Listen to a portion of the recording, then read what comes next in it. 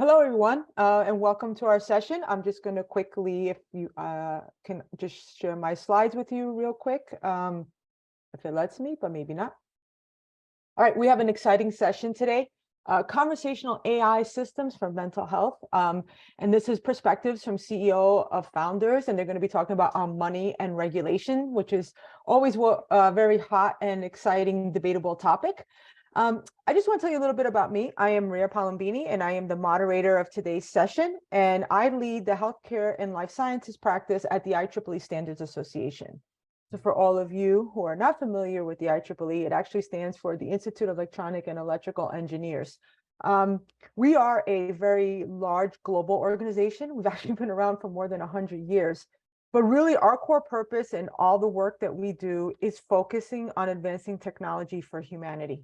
So we have over 400,000 members globally in 119 countries, all in the discipline of electronic and electrical engineering in many different vertical applications, obviously including healthcare and life sciences. But a lot of the work we do here at the IEEE Standards Association is global and technical data standards.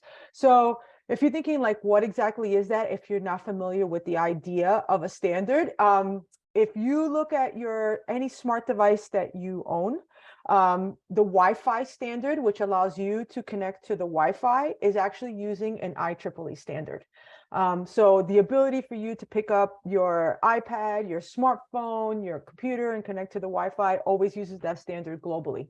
The concept here is that that process is seamless to you as the consumer, right? You just go ahead, oh, I'm connected to the Wi-Fi. So outside of an internet shortage, you should be able to have no problems. And this is the idea of standards. It's to mitigate those barriers or those challenges that sometimes prohibit us from innovation. The standard makes life seamless for the technology developers and ultimately the end users. So one of the reasons why I lead the healthcare life science practice is exactly for that concept. I work with volunteers all over the world, including Becky Inkster, who is obviously the producer and organizer of this program of the DIMH. But the idea is we're looking at how using all these technologies such as AI, blockchain, the wearables, the remote sensors, the biosensors, the IoTs, all used in this new world of health technology.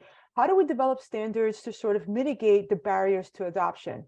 So what I mean by that is through the development of standard, we can establish credibility and trust in the use of technology. We can say, yes, these two things are interoperable by using the standard. We can make data portable. We can secure through cybersecurity standards, networks and the cloud and the transmission of data.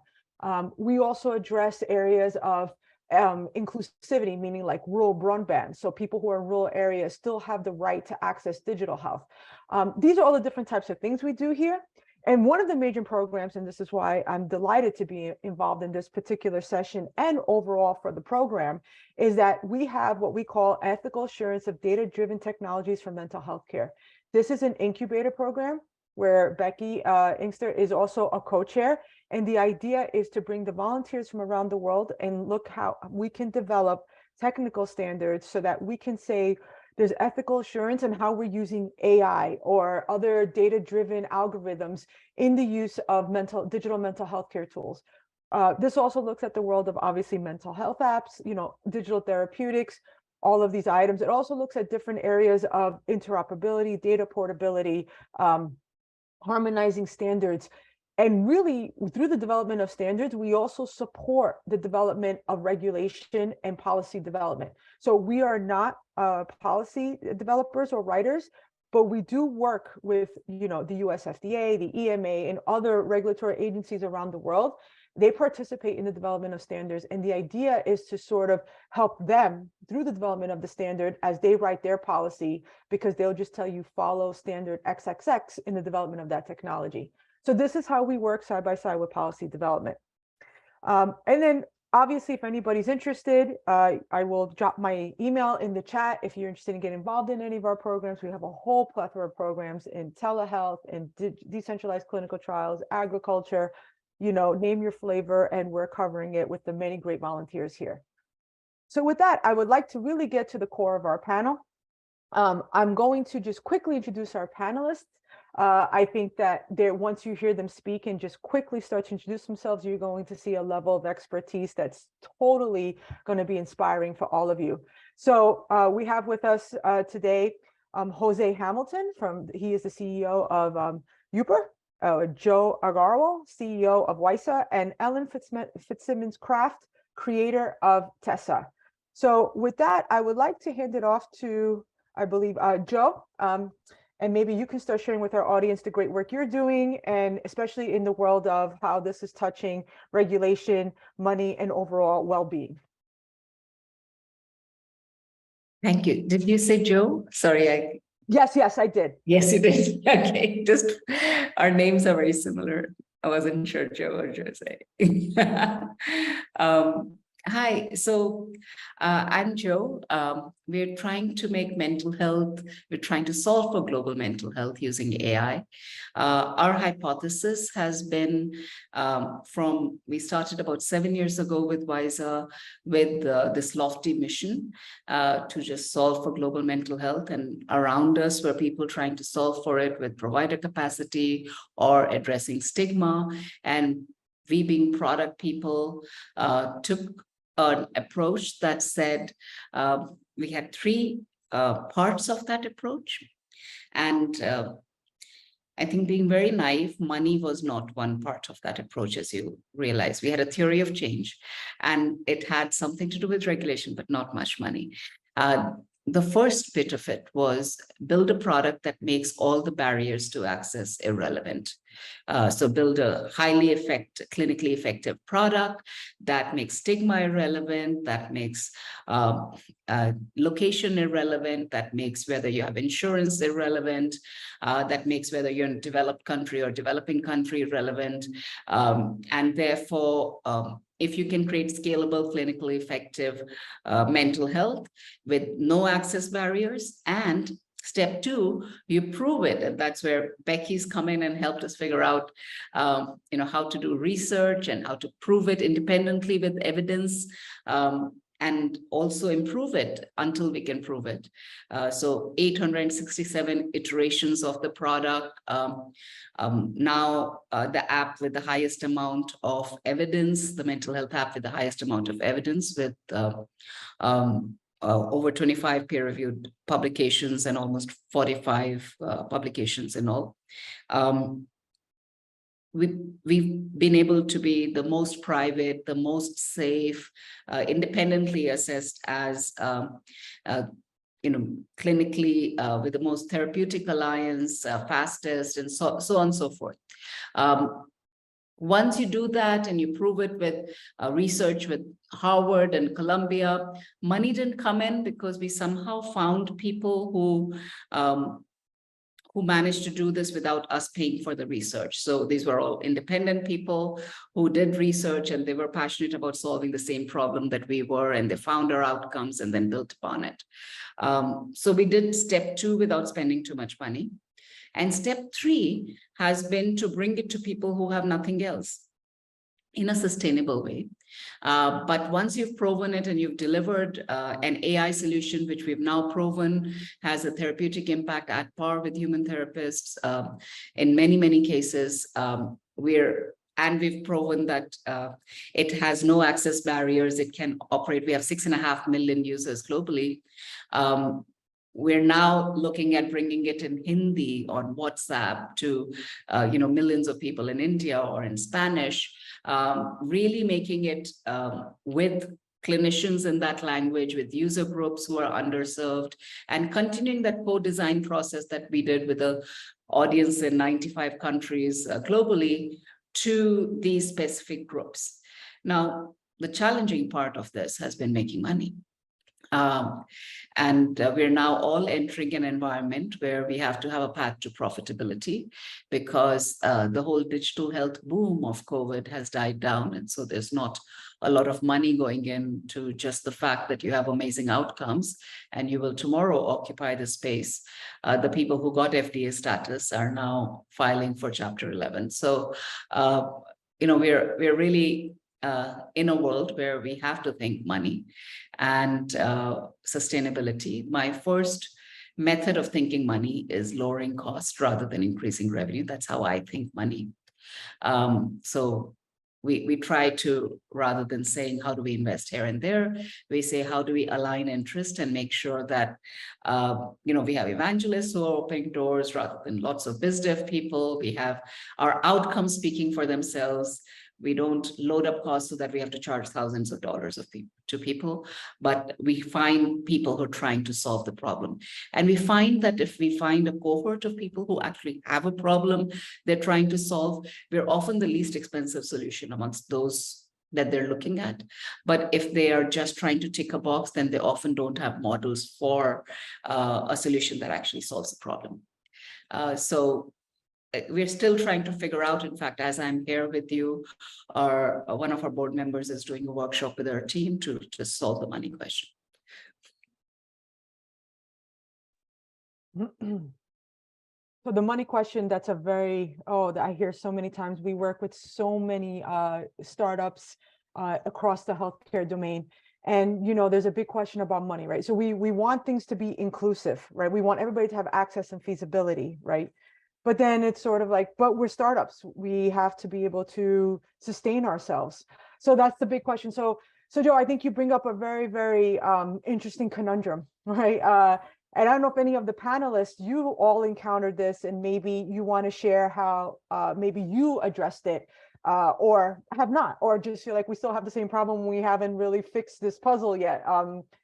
Anybody on the panel also have any insights or potentially success stories in addressing this kind of challenge? I want to jump in. First of all, thank you for having me here. And thank you, a special thanks to Becky, because the theme of this conference, this summit, is so amazing, and like it's something on the mind of everyone, but it seems that no one is willing to talk about it, right?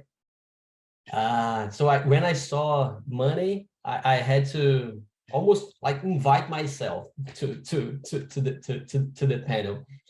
And also thank you for being here with me, Joe and Ellen. It's such a pleasure, and Maria for moderating the panel. And I love the way, Joe, you explained your journey, like the steps, like let's try. This is the problem. We need to solve this mental health crisis. There is a mental health crisis. And second step, how are we gonna solve this using technology, but mainly focus on clinically validated products. And the last question is money. How are we gonna make this work, right?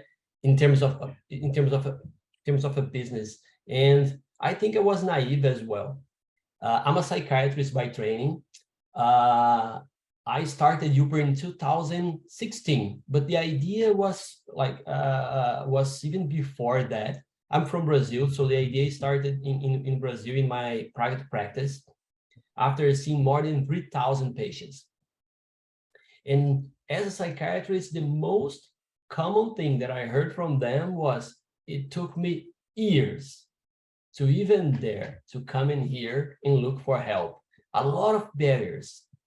And start listening to this over and over, I start feeling that I was failing them as a psychiatrist, and I was started feeling that the psychiatry as a field was failing mental health as well.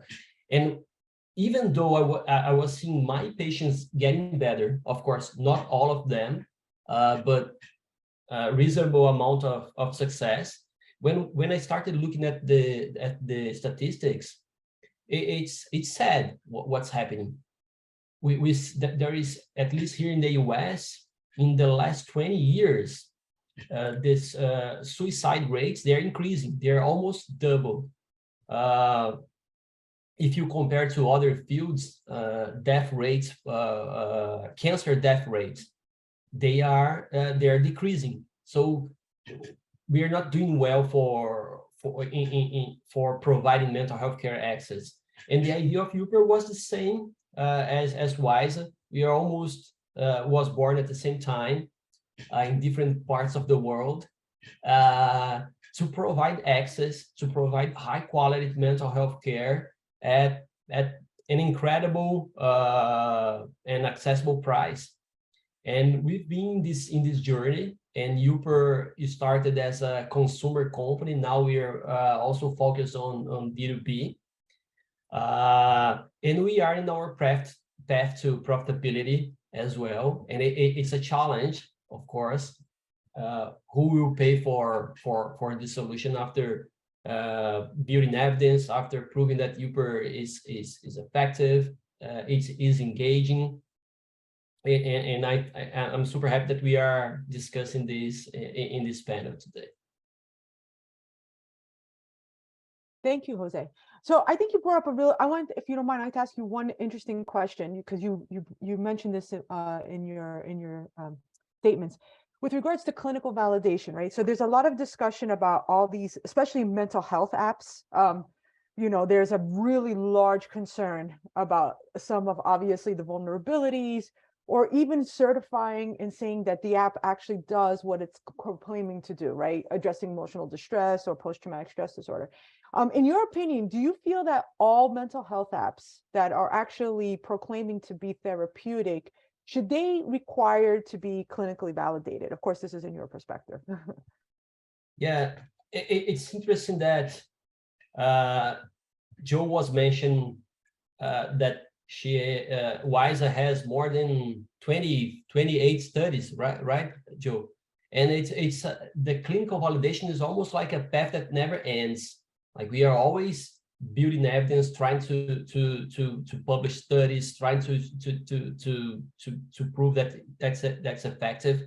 And yeah, I believe that's super important, and especially being reviewed and validated independently by researchers, by universities, by someone else that's not just you, and that's so important. But and now I believe the IEEE is like the role of this standard, right? It's hard to find any standard. Even with clinical validation, you have some studies, there is a clinical trial. In theory, so this is one of the highest level of evidence. But there are clinical trials and clinical trials. The way they are designed, the way what they're measuring, what is the placebo that's being used, a lot of factors that are inside, including this universe. And would be amazing if we had any standard, right? So this is the standard, and you need to meet these criteria, and then you can say once and for all that you are clinically validated. Yeah. Excellent. I think. Could I add to that? Sorry. Yes, please. So I just wanted to say that typically when we say clinically validated, I would break it up into one, the fact that the protocols that the app is using are those that the clinician approves of. Then if you're using AI, it's very important that the models that you use can be clinically validated, which means it's not generative in a way that a clinician can't even validate them. Mm-hmm. Then finally, when you go into research, we break it up into 3 types of research. So there are service evaluations, there are real-world studies, and there are research studies, which are RCTs and so on. The academic situation RCTs, the pure research, as they call it, are probably the ones that have the highest amount of rigor in terms of protocol, but have the least amount of replicability and impact on how it's actually going to work in the real world. So it's really important to combine them with real world studies and multiple methods, both qualitative and quantitative, and to be able to combine them with service evaluations. Once you're actually, for instance, one of the studies that we're most proud of is that a randomized control trial run by a large insurance companies in workers' comp, who gave Wysa to half of the people and nothing business as usual to the other half, and saw the Wysa half coming back to work after an injury sooner. about 30% faster. Now that's a real world service evaluation trial rather than a research setting, but still done to the protocols of RCT. So when we validate, I would say we validate for more than clinical validation. We validate the outcomes from the real world perspective, that is this actually going to solve the problem? I think that's a very valid point. And I'm glad you definitely differentiated between the clinical validation side, which is more, let's say, the scientific, versus when we get into the technology side, which is the AI side, which comes with it along with its own need for validation. So now I would like to bring, obviously, Ellen into the conversation. And Ellen, can you tell us a little bit about, tell our audience a little bit what you're doing at Tessa, and naturally how this falls into our larger conversation and its impact on, obviously, money and regulation. Sure. Yeah. Thanks for having me. Really a pleasure to speak with everybody today on this important topic. But my name is Ellen Fitzsimmons-Craft, and I'm a licensed psychologist and associate professor in psychiatry at Washington University School of Medicine in St. Louis. And my work has really focused on the problem of eating disorders in particular. These are very common mental health problems, but that are also very misunderstood, but actually have a prevalence of up to 10% and are the second most deadly of all psychiatric disorders, only second to opioid use disorders. And so these problems are often viewed as really niche, unfortunately. And so I would argue that access to treatment for these mental health problems is even worse, if you can imagine it, compared to other things that many clinicians view as their, bread and butter, so to speak, like depression or anxiety. So, very few people with eating disorders ever get any kind of treatment, let alone evidence-based treatment. And so I've worked with colleagues over the past decade, and they've worked even longer than I have in this space, really thinking about how we can use technology to scale increased identification of eating disorders and also access to prevention and treatment. And I come from a different vantage point of Jose and Joe, but a lot of what they said resonates. But, I'm kind of sitting within academia, partnering with industry. And, the money question resonates from my end as well, because this is a challenging space to work in, as has been alluded to. So we've seen industry partners come and go. We worked for a long time conducting a randomized controlled trial and developing this coached mental health app to treat eating disorders. And we found it to be very successful. And then, kind of a partner goes under, and your deployment method out in the real world goes, sort of falls apart. And you're like, oh my God, because even though we're in academia, and obviously a metric of success is research and conducting the trials, but I'm like a public health person by nature. I don't really want to do this if it can't get out to people. So I think in that space, then all of this kind of led us to, well, wow, like one of the reasons it's been so hard to scale coached mental health apps, despite their effectiveness, is the relatively high cost, even though, we would think that this, and it is, kind of cheaper than, right, like paying for a licensed psychologist or a licensed master's clinician, but still it's an expensive, we've seen with our partners, an expensive product to scale. So that's what started to get us thinking about the idea of a chatbot. And our team had a long history of developing and evaluating digital eating disorders prevention programs. And we always found that those were more effective when there was some guidance from a human moderator on the other side. Again, this coach piece I'm talking to, but again, hard to scale. So we had the idea, could a chatbot provide some elements of what coaches used to do in our programs in terms of asking questions to get people thinking about how these concepts would apply to their daily life, providing some motivation to go on. And so we developed, what started out as a rule, is primarily a rule-based chatbot, because I think, this kind of gets into the interesting questions about, AI, and we'll kind of get there and when it's ready for these problems. But really the original development of the tool did kind of come from like a money angle because we viewed this as a much less expensive way to scale intervention, especially for a problem where, unfortunately, despite its high costs, is not often viewed by many entities as a high priority.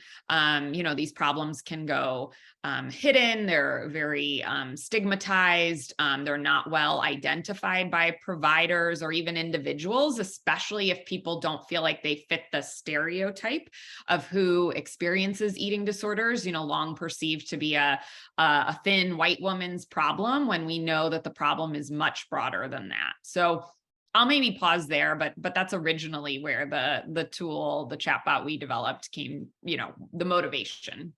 Mm-hmm. Excellent. Wow, excellent use case. Okay, so I see a lot of great conversation going on in the chat, and I want to thank, obviously, our audience and obviously the panelists for responding. So I have a question for the panelists. Obviously, I'm based in the US, and I see some of the apps in our app store for mental health not even being HIPAA compliant. So for non-US based audience, HIPAA is obviously in the US. This is where I'm going to say tuck under our privacy for patients. It's under this act here. So my question for the panelists is this: what are like the major, maybe you could say one significant, although I'm sure it's more than one, the significant challenge you're seeing with regards to regulation and obviously driving either more adoption or bringing the app to market, or maybe even potentially getting users to feel comfortable. It doesn't necessarily have to be privacy, but the majority, I imagine, is a concern of privacy in using these kinds of tools to sort of help the patients themselves or the users themselves use it. So anybody can go first. Please don't let me pick you first. I'm happy to comment. I think it's, beyond HIPAA compliance and privacy, I guess I start to think about, I go back to your question about evidence base for tools. And at least here in the US, right now, digital mental health, like there's no real standards for reimbursing for these tools. There's not like a system in place. We can also, think about digital tools also supporting in-person treatment. And there's, again, kind of like currently no real, like we're in the Wild West in terms of there's not really like regulation or standards. And I think there's groups working to figure this out, but it's still in its infancy. I know I'm on a expert panel for the American Psychological Association, for example. But I guess, currently, right now, it's hard for the average consumer to go to the App Store and know what is based on, and I agree with Joe's good point, there's different types of evidence, but some of these tools might not have even been developed with like the framework of an evidence-based treatment. Even from the get-go, it's not really derived from something that we know to work. And then, of course, there's additional levels of validation that could happen. Again, maybe you start with a tool that should theoretically work based on, again, our models, prior research, input from users, and then you could test it in the real world, test it in clinical trials, but you don't know any of that from the App Store. So I don't know. I think that's a really important next frontier is, how are we going to increase access to tools that actually work? And if we move towards reimbursement of these tools, how are we going to, prioritize reimbursement again for things with an evidence base? Because one last point, I think too, it's not just the danger that people won't get better when using something, it's the danger that they could get worse or be turned off from treatment altogether, or intervention altogether, if they get something that's inappropriate. And this is a problem too, we could speak about this all day, in-person, right, therapy as well. At least again, in the US, we don't really have a values-based care model. So people can be doing whatever they like, so it's a problem across the board in mental health, I would argue, but I think it becomes even more apparent in the digital space. I think that's a great point. Jose, you want Please. I go ahead. wanna talk about this the clinical validation and being evidence based, and I like to think I like this framework that we are discussing here. That like first step one, are you using a protocol? Are you using techniques that are clinically validated? Yes. Okay. And then the medium that you are using, that could be a chatbot, that could be VR, could be AR, could be using coaches. Is this new medium also backed by research, backed by science? Do you have enough evidence that this new medium is clinically validated, is transferring all the validation that you get, that you have on the frameworks to this new medium, for example, AI? And and one of the most important things to me is like the validation, the certification or the standard. Who will pay attention to this? Because consumers, they want, not necessarily, it's not that everyone won't pay attention to is this clinically validated. It's more like it's very hard. It's very hard for a consumer to understand what is the difference between RCT, a meta-analysis, or real world evidence. And then this boils down to who you pay. So, and then Alan I totally agree that reimbursement will drive validation, because then you have, if you have the payer that will demand that this is validated, then this payer, this entity will be the driver for the validation. I have mixed feelings about who should pay for mental health care, because as a psychiatrist, and I was in my private practice, my patients were paying for the treatment. I had the luxury of not taking insurance at that time. That was let's say a long time ago, when I was a clinician, because I didn't want to have the insurance between my patients and myself. And I thought of having the same model for Youper. Are you interested in improving your mental health? So you're gonna pay for this, but let's make this as affordable as possible, and let's give a lot of free features. Let's try to make this affordable for like 99% of people in the world, but it's not that easy. And I think that's also connected to your question, Maria. That's how many apps out there are clinically validated. How many apps out there are dedicating this time and the effort to validate the app? Joe mentioned that most of the studies that were conducted on Wysa, they didn't have to invest, but they had to invest in research, in bringing the right techniques, to bring the clinical team paying attention to that, instead of moving all that money to marketing. And to me, the comparison is like, we are trying to, all of us here, we are not selling mental health apps. We are selling healthy food.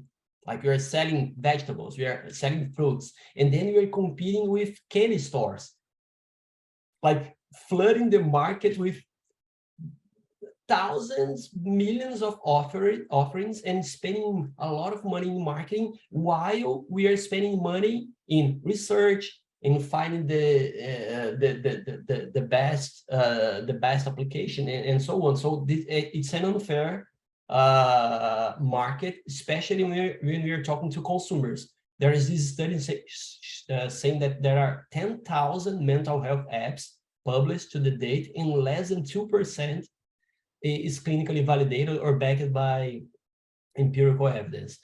So it's similar. The way I see it's more like we are here in the farmers market selling some organic organic strawberries or tomatoes, and there are 10,000 other companies selling candies and bubble gums and so on. This is how I see it. So yes, a lot of mental health candy. Yeah. So Joe, what do you think about this? Obviously, this really hot conversation.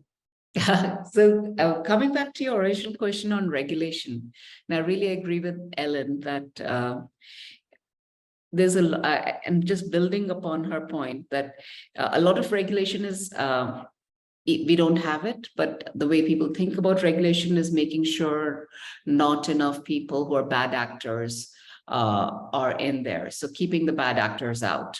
The problem with the digital mental health space that is going to happen is that it literally is the world's only possible vaccine, as you may call it. Like, it's the only solution that the world can possibly access at the scale that it's going to need in this crisis. And there isn't enough regulation to make sure that these companies can stay alive. Those who are doing it correctly can also get access to revenue, can also grow. So you can't just have a regulation that keeps bad actors out. You need to have regulation that makes sure that good actors can sustain, given that the world is in the middle of a large crisis, and not just regulation. So you can have market structures. I don't believe in looking to governments for too much. But for instance, things like ORCA as a health app rating agency, as a business, as it grows, we are now beginning to get leads from people who go to ORCA and say, we're only going to give RFPs to people who are highly rated on ORCA. And not just in the UK where they're based, now they're going into the US, and we're getting business through just the fact that we are highly rated on ORCA. So that kind of structure that, you know, brings in revenue to you because you played well, I think is as important as structures that prevent you from a regulatory point of view from not playing well. I think that's a very good point. I think always from a business practice, let's just call it good customer service, like ethical customer service. Well, I think always brings, you know, a consumer back to that business, right? I was treated well, you have a good warranty, you honored my product, et cetera, et cetera. People feel good about it. But I think what I hear underlying, and I like to bring this out from all of my panelists here, is this concept of trust, right? Like, trust is a huge word. We use it a lot, especially in the world of, you know, health technology, then overall in the healthcare system, right? Because if you have a bad experience with a clinician, right, you're never going to go back to them again, right?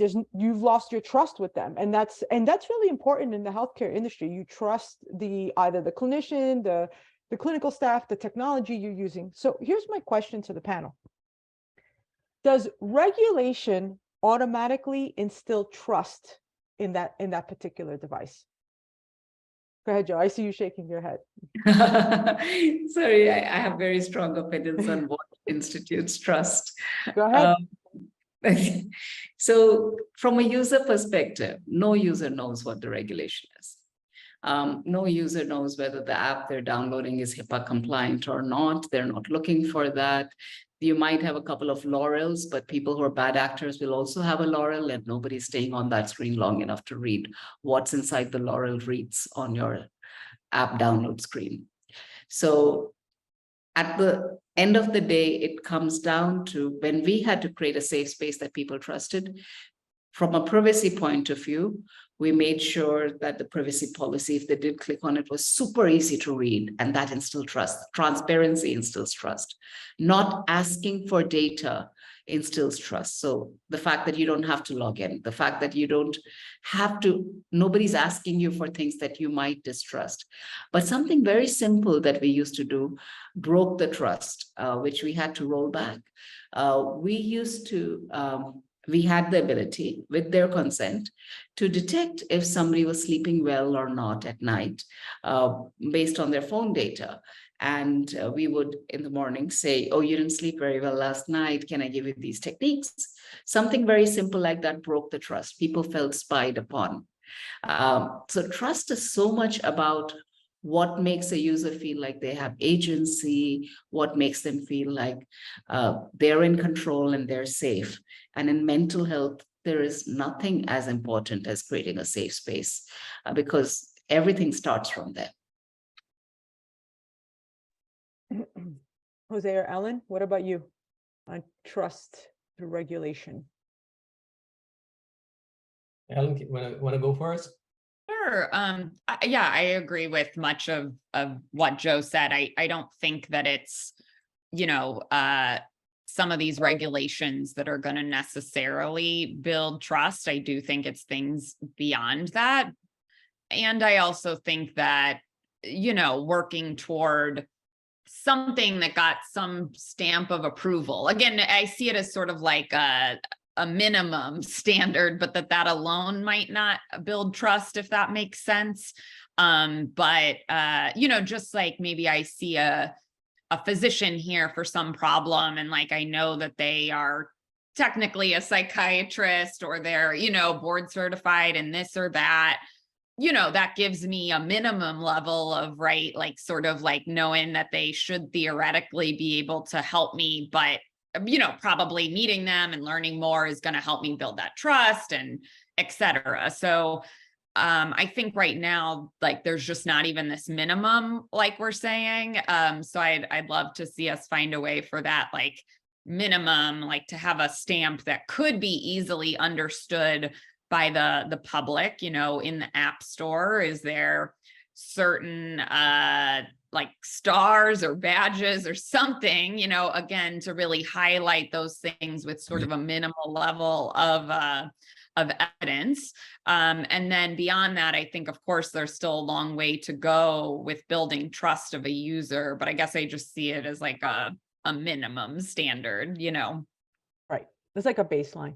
I get, Yeah. yeah. How about you, Jose? I agree with Joe that regulation and a standard is like consumers and patients, they don't know anything about it. So that like having that stamp, having like this is certified by X or Y for consumers, I think would matter. What is building trust in consumers right now is having Matthew McConaughey reading stories, bedtime stories. So it's this like, this is how marketing and how building trust works for consumers. This is how I see it. Could be a bit of it could sound a little bit bitter, but of course, I'm not talking about all consumers. On average, it's hard for consumers to make this decision. I'm thinking about myself when I'm buying a router, and it's certified by IEEE broadband. Am I able to really differentiate between this and this other one that has a nice design? Oh, I'm gonna go with this one that's white. Man, it's not even certified. Yeah, but as a consumer in that space that I don't have that information, I think it's hard. To me, it's about information, asymmetry of information. Like you're unable to discern between what is good and what is bad. And this is an interesting point and you're not talking just about digital mental health apps. Thinking about clinical validation, is a consumer is able to understand what is a good doctor and what is a bad doctor, what is a good psychologist or is a bad psychologist or a bad therapist. There are some statistics here from the US saying that most of the therapists, they don't use evidence-based interventions, therapists, real world therapists. And we are asking for mental health apps to deliver clinically validated interventions as well. Even like therapists, they're not doing this. So it's complicated. Well, trust is a very complicated concept in every application, no matter what we do. So I'd like to get maybe one question, and then we have about 10 minutes left, and I want to be cognizant, obviously, of our panelists' time and our audience's time around money. So we started to talk about a little bit two different areas, right? There's money from a point of view of these entrepreneurs trying to solve and be inclusive and ethically correct and trying to do the right thing, right? But obviously, what's the money there for that, right? You know, usually you're an entrepreneur, you come to market, you want to be able to drive as many sales as possible, get the funding, and be able to be sustainable. So you have sort of just this dilemma. And then there's also the issue of just money when it comes to people using the services, right? Like if it's not covered by your health insurance, if these apps cost money to get the service, it's out of pocket, right? And this, I think, overall is a huge mental health challenge. In the US, I could tell you it's not always covered by your healthcare provider. So my question to you guys, as the developers of these technologies, when you're envisioning your strategy of going to market, how are you balancing this money issue?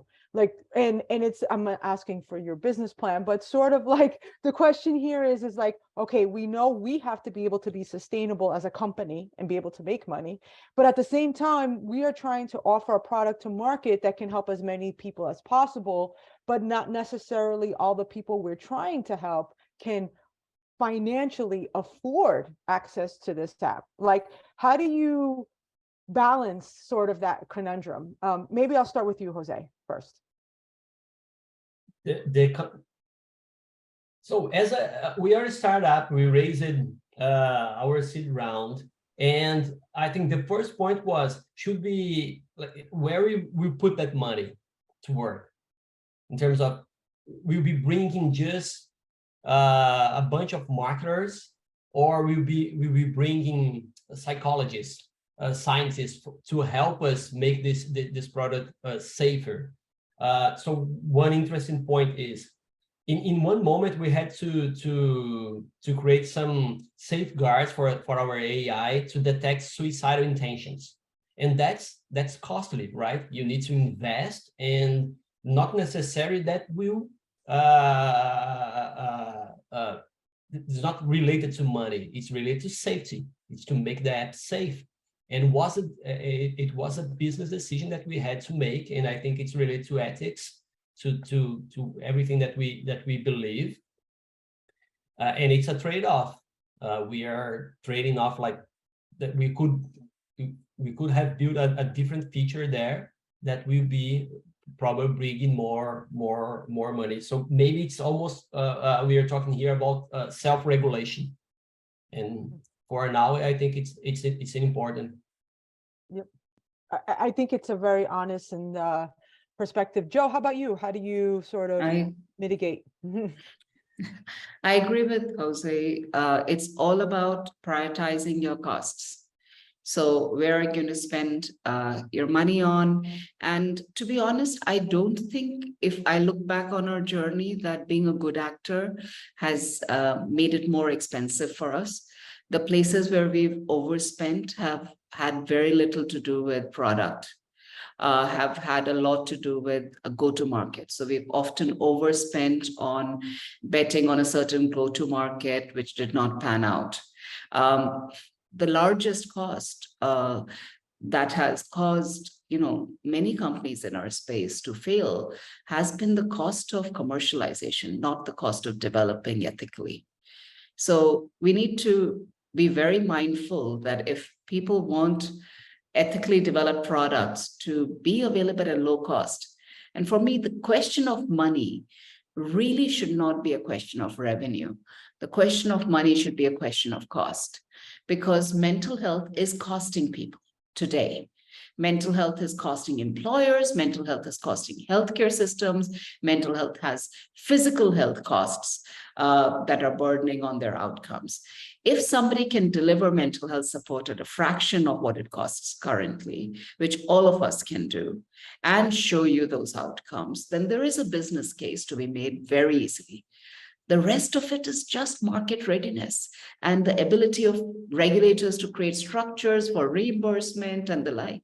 So for people like us to have to spend tons of money to do go-to-market and therefore increase the cost at which we need to sell is a travesty. If we could only focus on being good actors and have formats in which the fact that we can save everybody so much money and deliver those outcomes be enough for those RFPs to start coming in that we could respond to, the world would be a better place. Well, that's a very, very true point. Ellen, how about you? Yeah, I mean, I'm in the fortunate or unfortunate vantage point of, again, working in academia and collaborating with all these amazing industry partners. So I myself get to work on developing the products with cost in mind, though then I don't have to actually totally worry about the money besides the money to fund the research studies. So I think what Jose and Joe have said makes a lot of sense. And yeah, Joe, your words just really resonated with me just now. So thanks.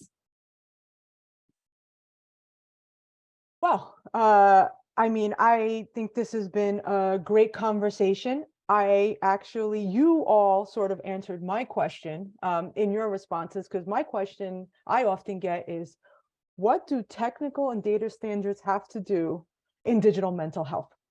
Like everybody, obviously we think about the scientific side, the clinical validation side, but the reality is that digital mental health is pretty much the intersection of science and engineering.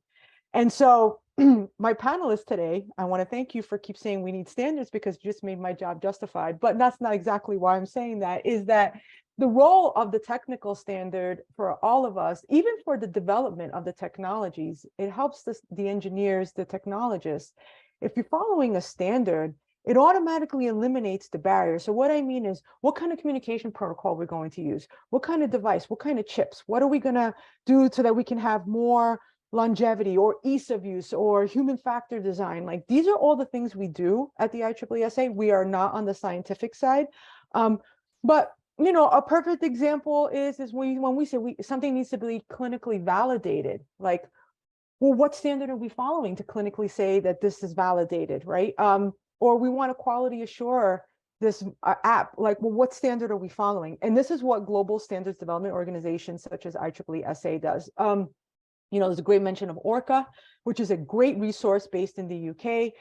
They're a rating app agency, so for mobile, and not only for mobile health apps, but I believe they do it in other applications. And I think it's a great source to say, well, we've rated, basically they go in and rate an app and say, this is what we think, what we think this is, like, it does what it's supposed to, it might not. I think it's a good resource.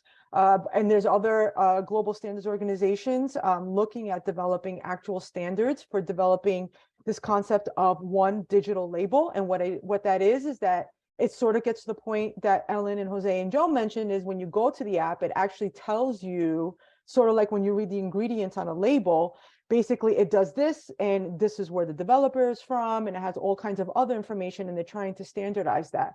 So I just want to say to all my panelists that you've brought so much insight, not only to me, but I believe to the audience. And this has been a real delight. And I want to thank all of you for your time, and obviously the great work you're doing for all of us, because we're all patients, actually, in one form or another. And I want to thank Becky for putting on this great event and highlighting many of the challenges and opportunities we see in the digital mental health side. So to everybody out there, I hope you enjoy the rest of your day, evening, morning, depending where you are. And we look forward to hopefully you engaging with us in the various programs, not only here at the IEEE, but across the world, and making a difference for everybody. Thank you.